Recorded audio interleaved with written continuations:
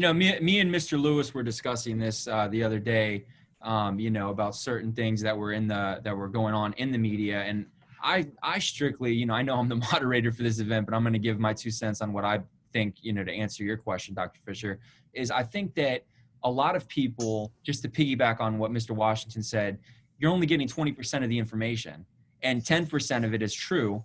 The other 10% is nonsense, because they're not really showing you what going into what Mr. Lewis said. They're not showing you the interconnection about what the problem really is.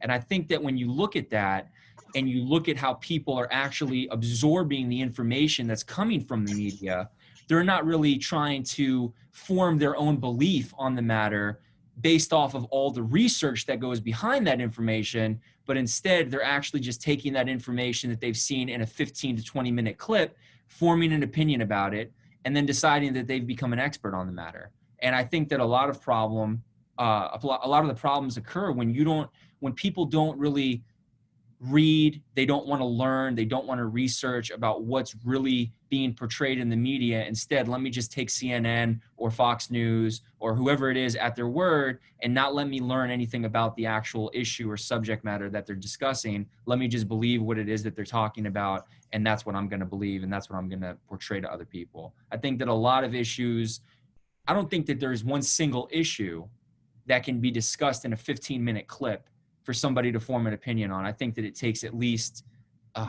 reading 2 or 3 books before you can even form an opinion on something, because you have to have the knowledge to be able to do that.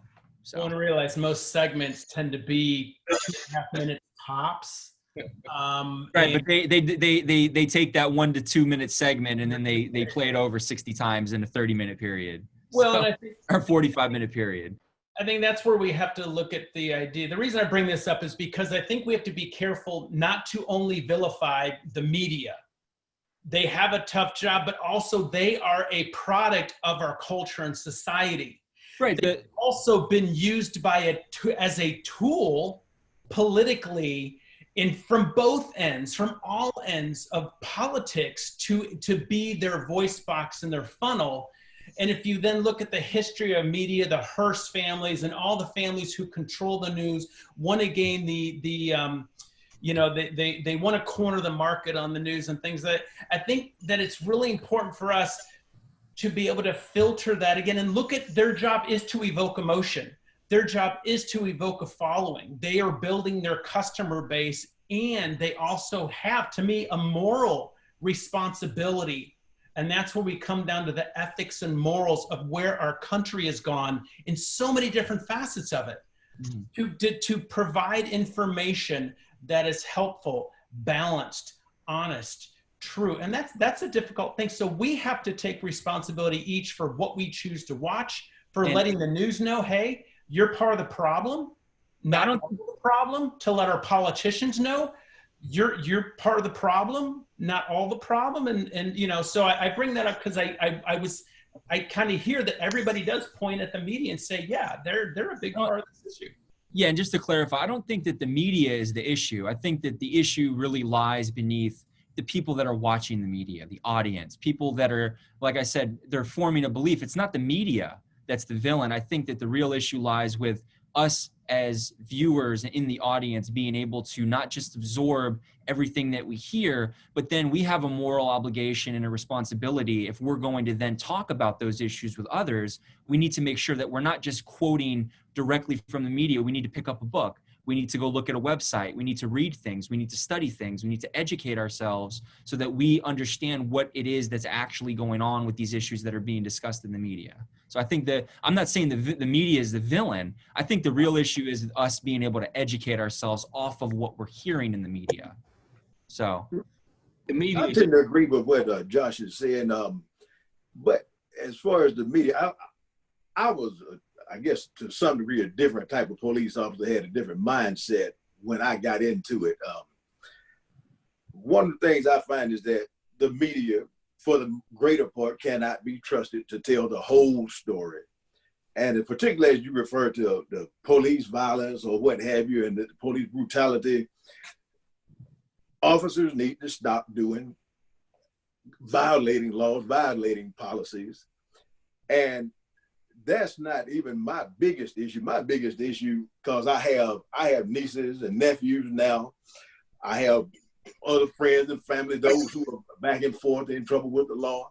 And the biggest thing is you stop doing things to put yourself into harm's way with the police officers. I understand that you can't control everything because when they approach you, that's one thing. But if you are conducting yourself in such a way that you're going to draw attention from the police officers, then it's kind of like when you go and skydiving, you're doing it at your own risk. And you know this.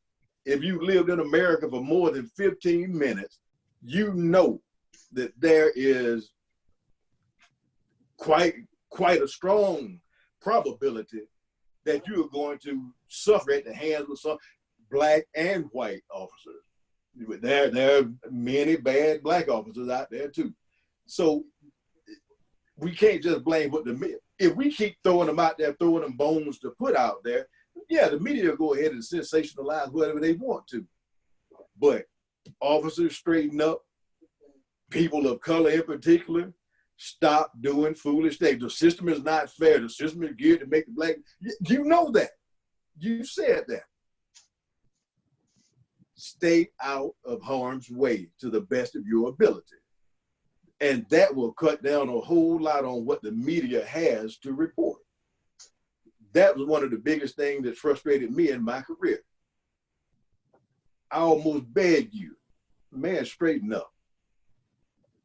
But then once somebody comes and manhandle you, now you want to make a big publication out of it, but you don't want to tell the story that somebody talked to you for 15 minutes before they ended up having you spread out on the ground, face rubbing out there on the concrete. That, to me, that's foolishness.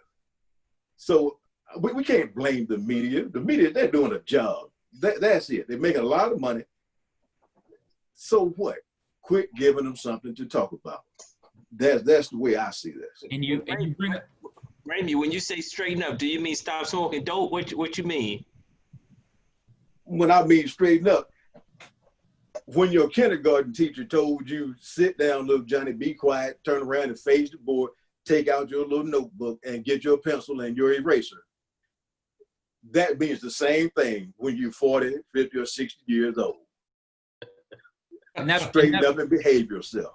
And Mr. Ramey, you bring up a good point, which leads to the final question, and there's going to be a good amount of discussion on this final question. So I'm going to leave it open for everybody, whoever wants to jump in first on this question. I think one of the former law enforcement officers should jump in on this first. But when you look at everything that's happened over the past, couple of months, obviously coronavirus is, dominating the news cycle.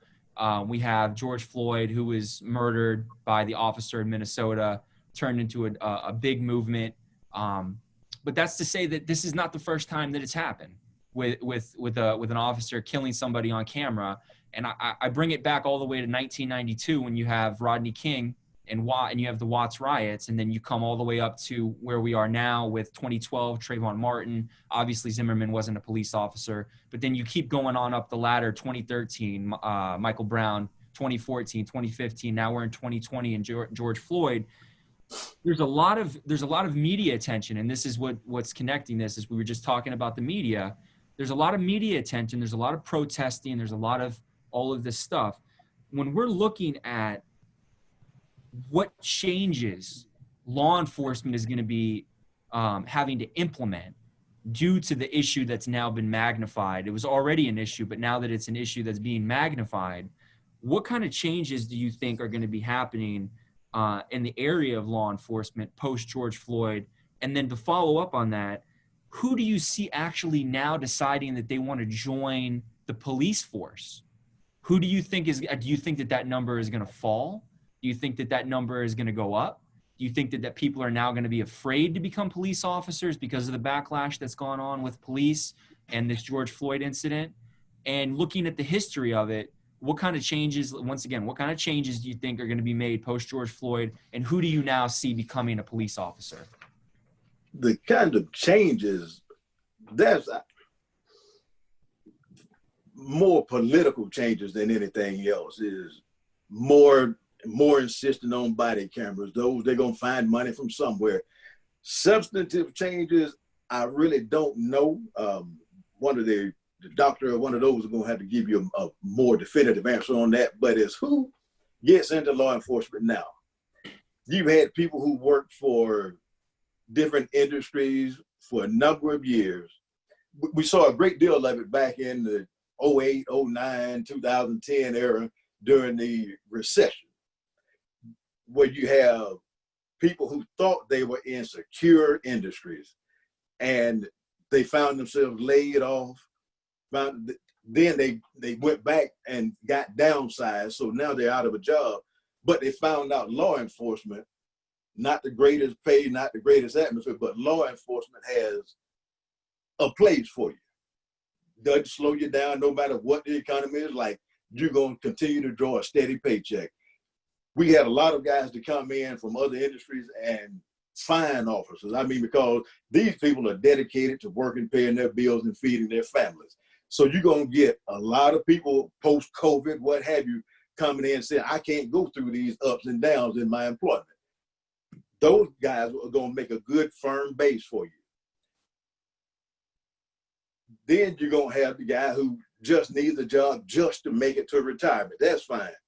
The problem I see is the guy who's always wanted to be a police officer and is chomping at the bits, even still in this society. They're looking at Black Lives Matter as a movement, but they're not looking at the true mothers of the murdered victims who just say, I want this to be heard. It must be heard. We must get justice and equal treatment. They're looking at the hoodlums and thugs who are taking on the moniker of Black Lives Matter, and they want to get in there and they want to instill discipline and straight. You're attacking our officers, and we're going to get in there and we're going to straighten that out. You're going to get a lot of problems there. And that is going to be probably the biggest headache, I believe, in the next couple of years as officers come on, those who've never been in the industry, because they're already going into it, in my mind, with the wrong attitude. You're not going in to just enforce the law.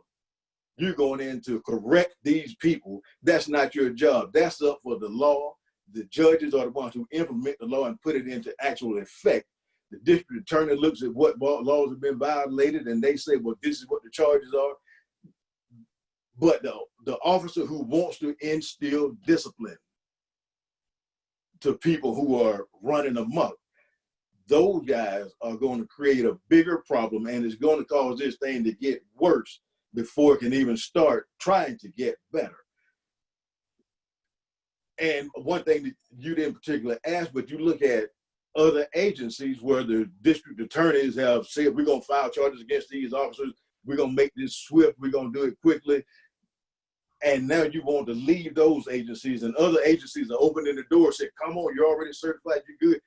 The only officers that are leaving one agency to jump to another agency because of fear of prosecution are the trash officers, who are the officer who goes to work every day, does his job, and treats people like somebody. That officer does not go to work thinking, I'm going to get prosecuted by the DA today, because my history, my record speaks for itself. And if I get into a bad situation, there are going to be enough people in my agency to at least say, no, you need to take a thorough look at, because this is not that type of officer. So law enforcement is up for a long ride before we see things get any better at this point. That's just the way I see it. Mr. Washington, do you want to add anything to that? Yeah, so my hope is that from a law enforcement standpoint, we get to a place where we appreciate and respect the ultimate objective of a lot of the protesting that's happening. It's a quest for equality. It's a quest for, just feeling as though the police are on your side and that they're not targeting, they're not maliciously attempting to arrest and deprive you of freedom. But the flip side of that is also the general public has to understand that law enforcement has a job to do.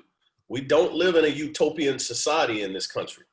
Make no mistake, there are a lot of things that happen out here that the news does not have time to report. So most people will never see about it, they'll never hear about it, and they just won't know. But the police know about it, and we have to go out here and confront those harsh, cold facts. And that's just the truth of the matter.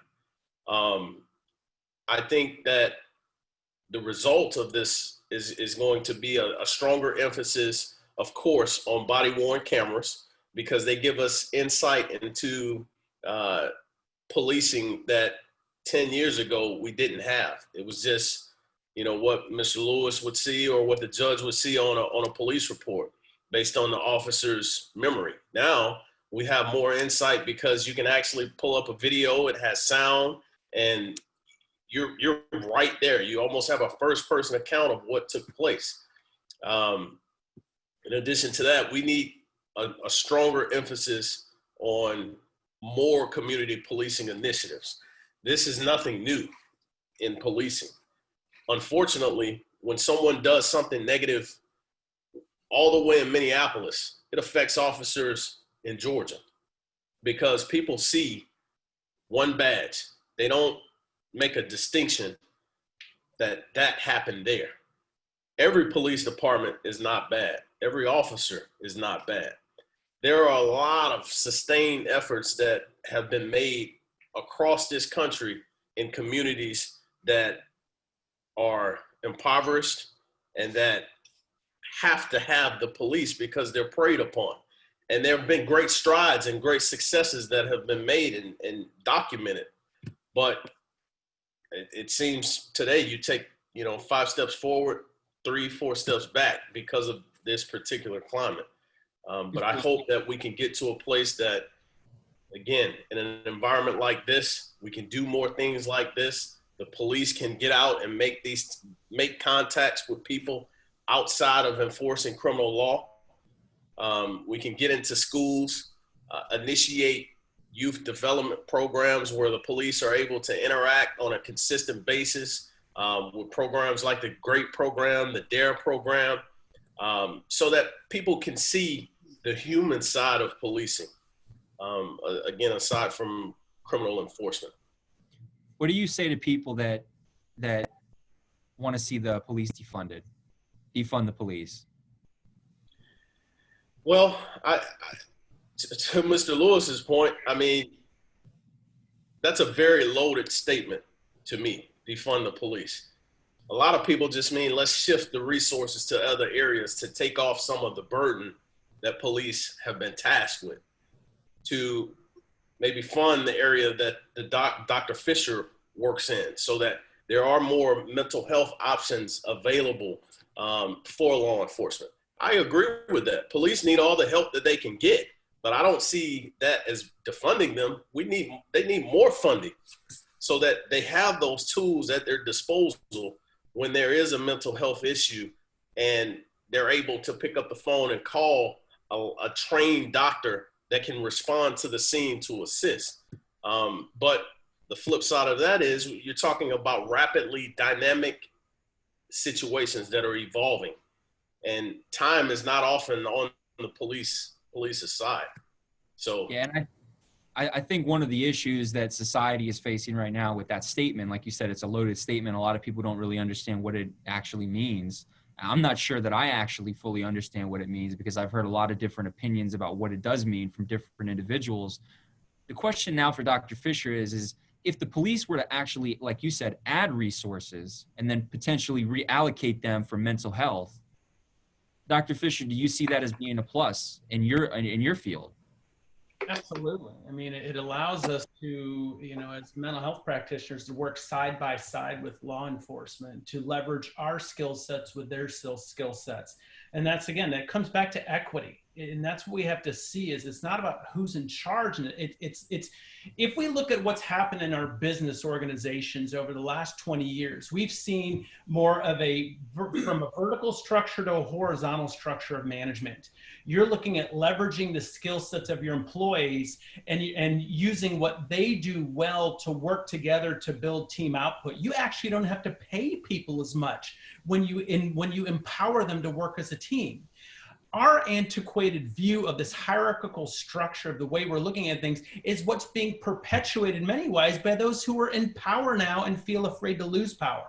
So if we have people in younger levels of power who have kind of growing up more towards equity, more towards collective management and utilization of skill sets together, we're going to see a lot better outcomes across the realm, because we'll say, okay, here's your expertise, help teach me, and then extend that beyond where we need you the most. So, and that's where I said, when I talked to Mr. Lewis about, he said he didn't be the ideal officer. I said, no, in certain situations, you might be the perfect person they need to call in with the certain situations because you deal with things. And Mr. Washington might be another perfect officer to call in to deal with a situation. That's why we have to understand our skill sets. And again, realize how much emotion has been used with this word defund.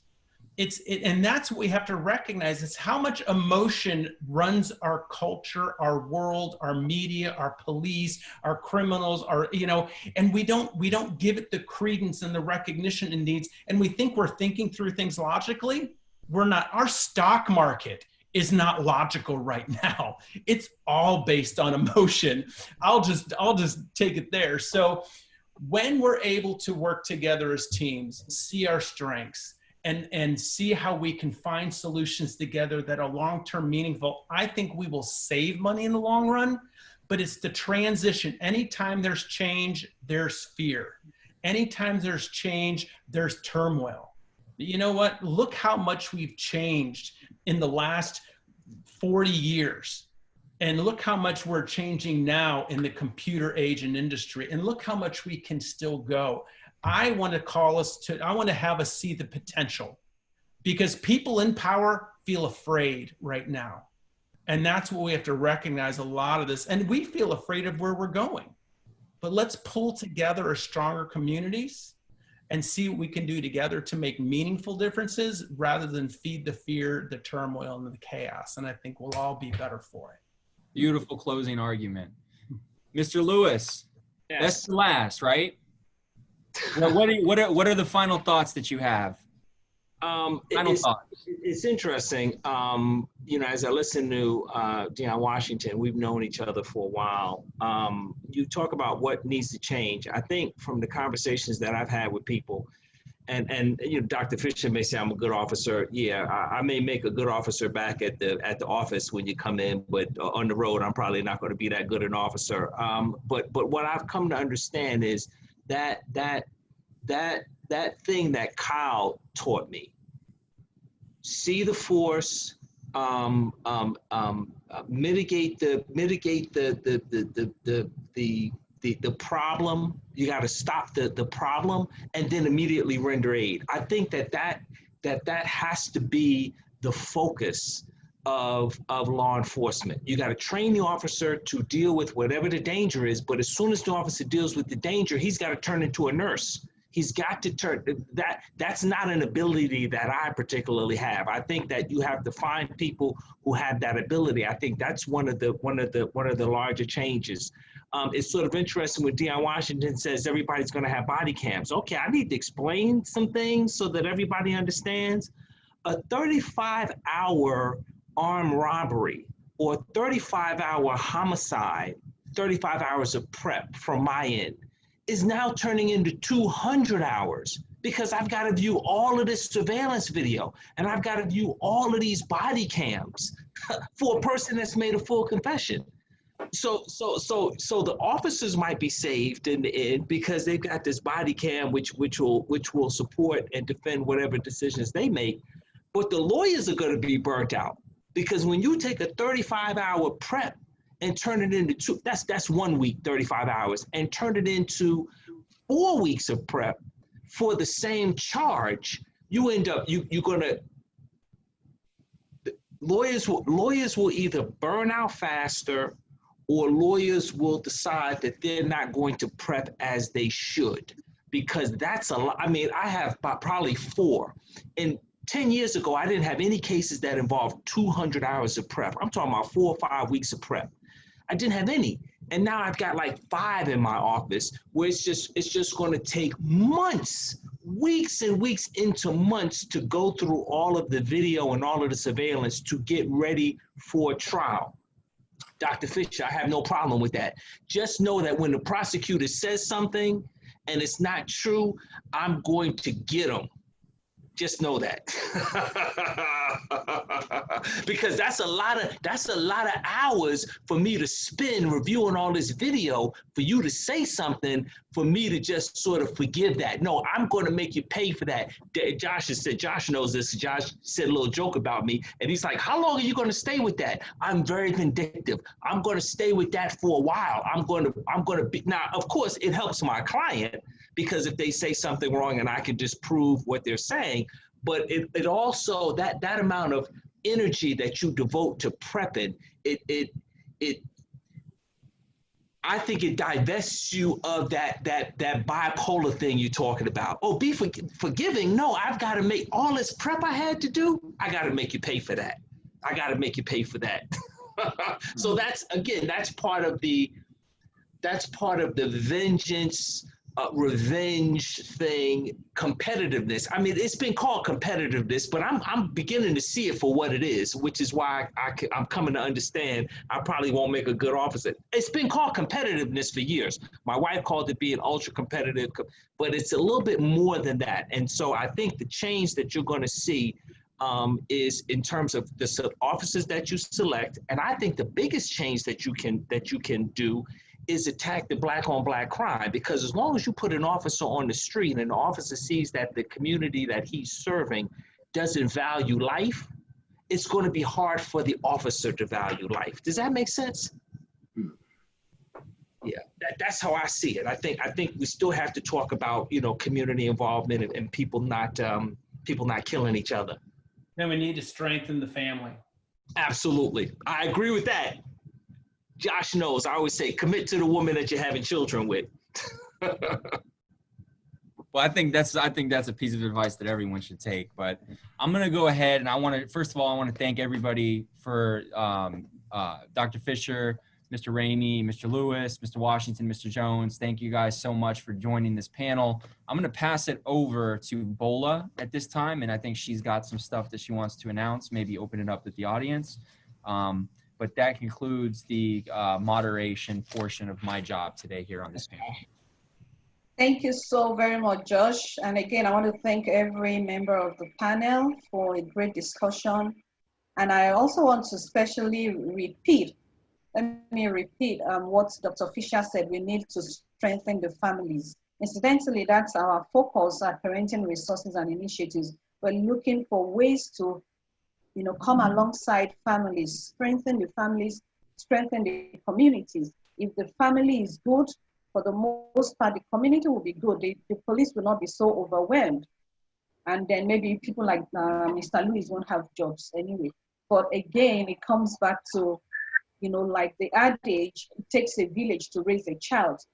I know there are educators on this call. I know there are non-profit activists, there are church leaders here. If each one of us in our various roles and places determined to help and pay attention to the youths in our care, the youths that we relate with, because like Dr. Fisher, no, not Dr. Fisher, I think it was Mr. Raymond that said that it starts from when your kindergarten teacher tells you to sit down and you sit down. When you start from there, you learn obedience. You follow constituted, or you respect constituted authority. It adds up, and it's a big piece of the puzzle. For the most part, it determines where a child would end up. If there's a kindergarten child that's constantly, not obeying, not following authority and all that, we can very much predict where they would end up without intervention at some point in time. So again, the charge here is let's strengthen our communities. whether you're a teacher or not, whether you even have kids of your own or not, we all have youth around us. We have young people around us. We can make it our passion. We can make it our duty to help, to put them on the right path. Redirect those who have already gone off. And for those who haven't gone off, let's ensure that they don't go off. Again, I want to thank everybody. Thank you. And I want to thank George Deborah Fokla. I hope I'm saying your name right. Thank you for chipping in. Thank you very much. And I want to thank every member of PRI, Femi, Foluke Bola, Steve, Achenyo, Ngozi, Ade, Afra, Valerie, and Bemi. Thank you all for doing what you do and for being a part of this thing.